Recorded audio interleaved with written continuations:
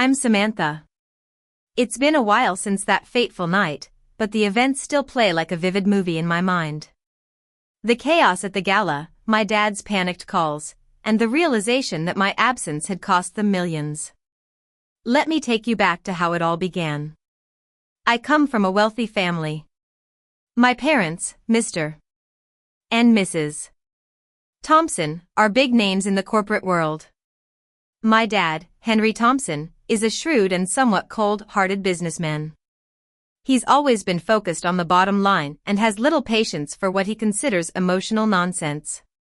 My mom, Victoria Thompson, is more social-oriented, but she's also very much under my dad's influence. She often goes along with his decisions, even when they seem harsh. I've been working for my dad's company for a few years now. On paper, it's an impressive position. I'm part of the high-profile corporate world, dealing with big-name investors and important deals. But in reality, it's been a constant uphill battle. My dad is never satisfied. Every task I complete is met with criticism. There's never any praise, no recognition for the hard work I put in. It's always, "You could have done better," ringing in my ears day and night.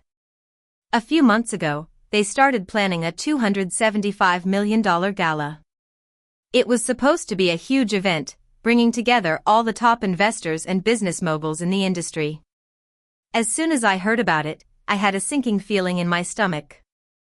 I knew how it would go, but a small part of me still held on to hope. Maybe this time, they'd see my value and include me.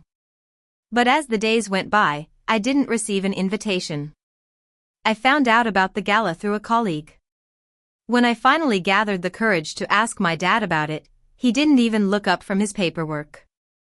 "You're not good enough for the corporate world," he said bluntly. My mom, standing beside him, let out a little laugh. It felt like a knife to the heart, but I didn't show it. I didn't argue or beg. I just nodded and walked away.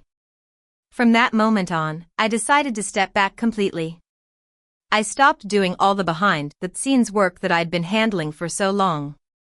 I was the one who knew every investor's preferences. I'd send out emails, make follow-up calls, and ensure that everything ran smoothly. I knew which investor liked to get quick updates, who hated delays, and who needed a little extra reassurance before signing a deal. I was the glue that held it all together, but they didn't seem to care. As I stepped back, things started to unravel.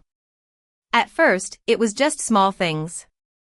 A few missed follow-up emails here and there, a minor miscommunication. But as the gala drew closer, the problems became more obvious. The day of the gala arrived. I was at home, curled up on the couch, watching a movie. I'd put my phone on silent. If I wasn't good enough for the corporate world, I wasn't going to stress myself out for free. After a while, I decided to check my phone. There were dozens of missed calls and texts. "Call me ASAP. Where are you? Pick up," they all said. I finally answered, and I could hear the panic in my dad's voice. "Where are you?" he asked. "At home," I replied calmly. "Why aren't you here?" "The leading investor wants to see you," he said, his voice rising. I couldn't help but laugh. "Me? I thought I wasn't good enough," I said. There was a long silence on the other end. "Just get here now," he said. "I'm not coming," I replied firmly, and then I hung up. After that, all hell broke loose. Multiple deals that were supposed to be finalized at the gala started to fall apart. The leading investor got annoyed because things seemed disorganized and left early. Another investor delayed signing the contract, and a third one pulled out completely. In an instant, millions of dollars were lost.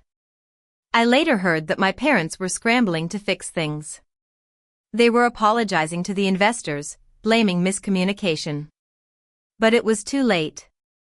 You can't fix a structure when the key piece is missing, and you definitely can't replace someone overnight. The next day, my dad called me again. His tone was completely different. There were no insults, no sarcastic remarks. He was just quiet. Can you come back and talk? He asked. For the first time, I didn't rush. Respect isn't something you demand after the fact.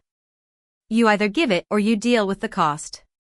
That night at the gala had cost them dearly, and it was a lesson they'd never forget. Anyway, if you like stories like this, hit subscribe. I've got more coming, and trust me, some of them are way messier than this.